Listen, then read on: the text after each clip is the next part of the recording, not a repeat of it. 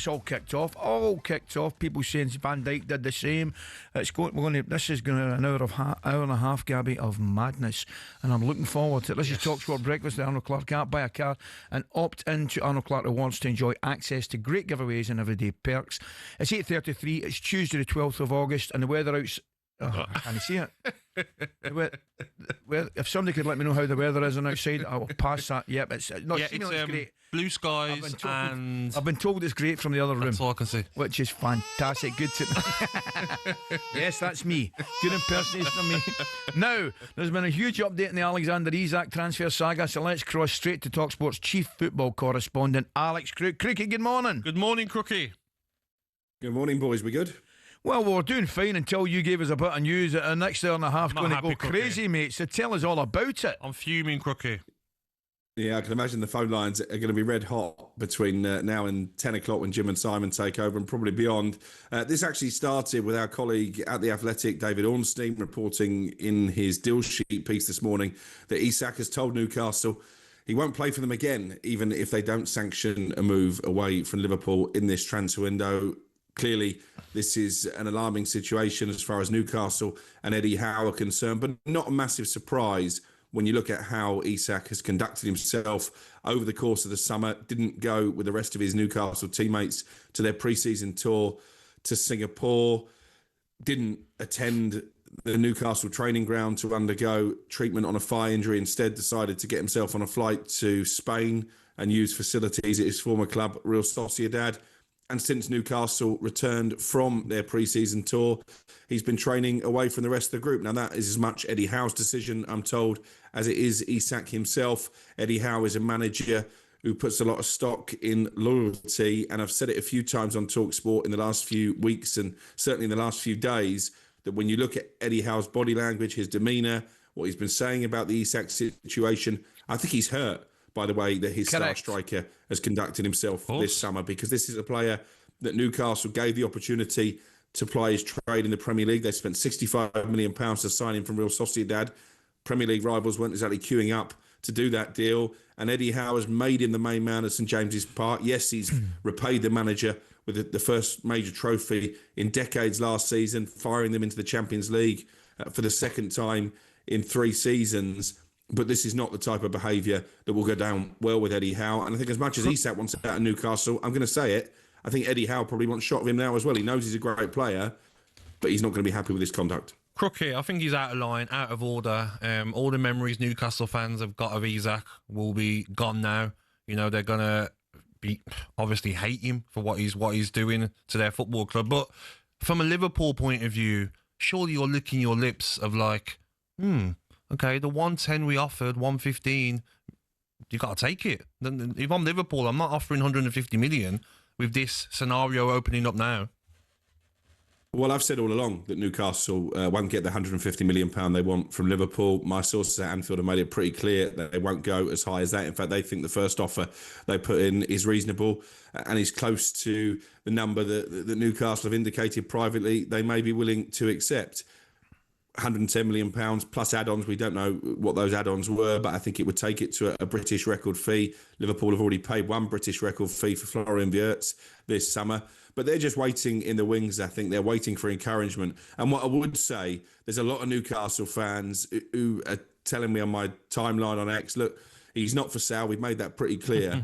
Well, why did they go all guns blazing for Benjamin Šeško? Yeah. They know, Newcastle, that if they can get a big name replacement, then there is a deal to be done with Liverpool and they will sanction that deal. Obviously, the Šeško one didn't happen. There's talk of Samu over in Porto as well, but I was told yesterday that's proving more complicated maybe than Newcastle expected. But what they can turn around to Alexander Isak, if the window closes and he's not got his move away, we tried to facilitate this move. We made a big money offer for Benjamin Šeško. That would have been a club record deal. We tried for Samu. There's been talks with Nicholas Jackson. Again, I think Chelsea's asking price is too high. But if they can get a replacement, this move to Liverpool I expect to happen. Yes, Crookie, and we don't disagree at all. In fact, we're in total agreement. However, there's ways it can happen. If you say to Isak, look, I'm going to let you go if we get the right offer. 2 things. If we get an acceptable offer, we'll let you go. And probably just as important, if not more importantly, and need to get a replacement in. That's Eddie Howe. Eddie Howe must feel so let down at this moment in time. It's not the actual move that's the problem. You can argue he wants to go to Liverpool because the favourites to win the title, might have a better run in the Champions League, whatever. But you cannot say to people, your bosses, I'm not going to turn up for my work. No way. That's not on in my book, Crookie.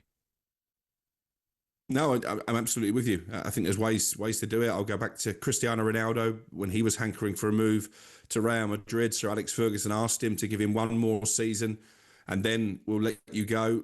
He did that, and obviously Manchester United got decent money for him at the end of the season, and he played out of his skin in that final season at Old Trafford, which is why he was welcomed back with open arms. Alexander Isak isn't going to be welcomed back with open arms. And of course, you've got this fascinating little subplot. The second game of the season, live Liverpool. on talkSPORT, Monday Night Football, Newcastle at home to Liverpool. You can only imagine what the atmosphere will be like there. But you're absolutely right. As I say, I can see with what Eddie Howe is saying and his body language that he is not happy at all with Alexander Isak. And I'd imagine, and you boys have been in dressing rooms where you'd have been in a situation where one of your teammates had an opportunity to join a perceived bigger club.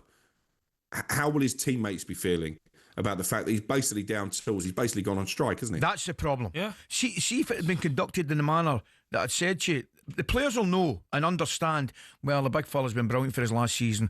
He wants to go to Liverpool. You know, it's certainly weakening our team, weakening our squad, but we understand that's his decision. We're losing a good player, might get not.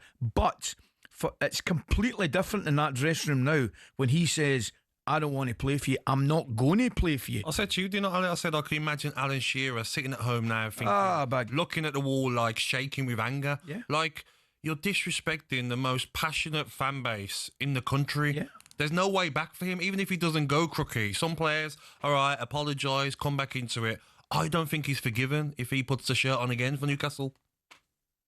No, I agree. And actually, I know a lot of Newcastle fans, and they're all of the same thinking as you. They're absolutely fuming with Alexander Isak. The word rat has been banded around. There was some graffiti outside the training ground with words to that effect as well. So I think he has tarnished his legacy, which is a real shame when you look how brilliant he's been for Newcastle. Scored a goal, obviously, at Wembley to end that trophy drought. He could have gone out an absolute hero. And actually, the more I think about this story and this saga, and it has become the saga of the summer, I'm coming down on Simon Jordan's side of the argument. Yes, I can understand why Alexander Isak was agreed that he'd been promised a contract by Amanda Staveley. She left the football club. Paul Mitchell comes in as sporting director, decides to renege on that agreement because he's still contracted until 2028. But even if Newcastle had slapped down the £300,000 a week that Alexander Isak wants to sign a new deal, I don't think he'd sign it now because he's got his heart set on a move to Liverpool. Yes. So I think that's a convenient excuse to help force an exit now. Crookie, quickly, any news, Spurs? Eberechi Eze, one to watch between now and the end of the window. They were linked with him quite heavily at the start of the summer. Then it looked like Arsenal were favourites to sign him. That bid from the red half of North London hasn't so far materialised. Spurs in desperate need now. They've missed out on Morgan Gibbs-White. James Maddison is going to miss most of the season with a knee injury. They're back in talks with Crystal Palace. They're exploring a deal. It's trickier now because that £68 million release clause that he did have in his contract has expired. So they would need to negotiate with Steve Parish, who I'm told is a ruthless negotiator when it comes to these transfers. But certainly we're going to be keeping tabs on Eze and a potential move to Tottenham. Brilliant, Crookie. Thanks for your time this morning, pal. Appreciate it. Wow. Cheers, guys. Incredible. Newcastle and Liverpool fans want to hear from you. What do you make of Isak claiming that he'll never play for your club again, even if he's not sold? Do you want just rid of him now, take the money, or stick him in reserves for the season? That ain't going to happen. 03717 223344. Give us a call. We'll head to the phone lines right now. Sean's a Newcastle fan. Good morning, Sean. Good morning, Sean. Good morning, gents. First time caller. How are you doing? We're doing brilliant, mate. Thanks for taking the time to call us. What about this news this morning, mate? What do you think? Oh, it's shocking, isn't it? The way he's gone on is just despicable, man. How can you just refuse to turn up for work when you're on 120 grand a week? It makes the rest of us in the country, right? Newcastle's a working class area, socialist values, and you're just spitting on the entire population of Newcastle. If we turn around to our bosses and say we're not coming to work, we get the sack. Correct. Why can't that? He's got 3 years on his contract. If a player shows gross misconduct like that, why can't they say, right, you're sacked and you can't play for anyone till your contract would have run out? Yeah. Do you know what I reckon would happen if there wasn't PSR rules, mate? Sean, I reckon the owners that you've got would be like, you're going nowhere, mate. But the problem is now with PSR, you can't afford to let a £120 million player rot in the reserves. That's the problem. No, I agree, mate. I agree.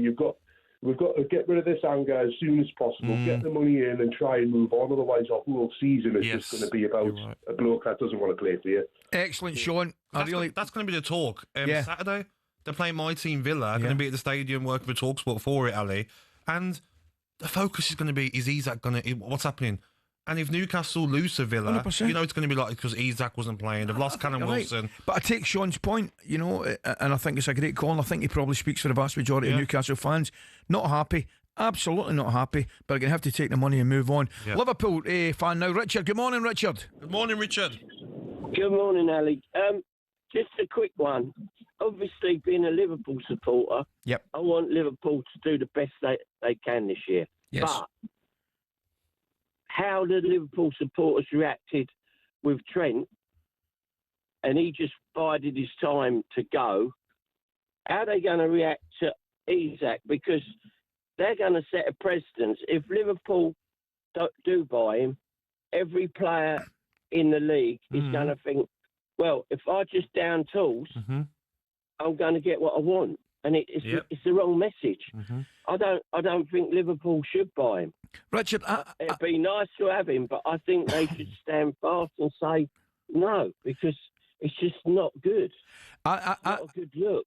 It's not a good look. However, what I think will happen is, I wouldn't have had a problem. I genuinely wouldn't, Richard, if Isak comes out and says, look, I want to go to Liverpool. You know, they're a great club. We've got a chance to win the Champions League, a chance to win a title. Fair enough.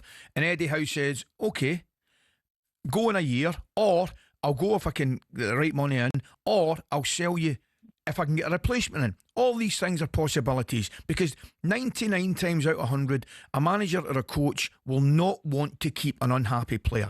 Right? They won't, because it's not good for the dressing room.